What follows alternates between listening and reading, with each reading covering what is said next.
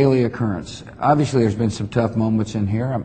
When you know that somebody lost a loved one as a result of a decision that I made, that's a tough moment. And because you know, if you're a faithful person, you try to empathize with the suffering that that person's going through. On the other hand, there is a knowledge that the good Lord can comfort during these moments of grief, and that's what I ask for in my prayer. But the Oval Office is a place where there's been, obviously a lot of amazing experiences over a 7.5-year period. My presidency is one where I've had to make some very tough decisions.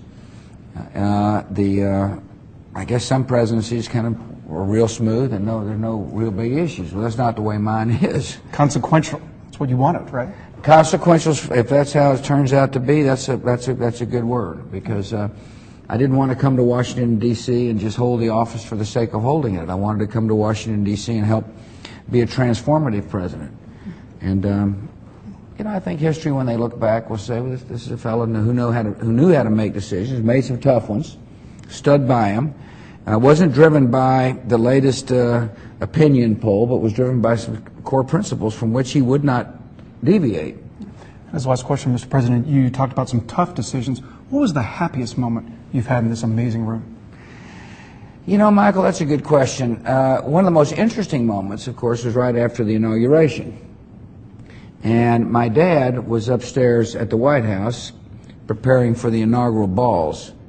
And I said to him, let's go on over to the Oval Office.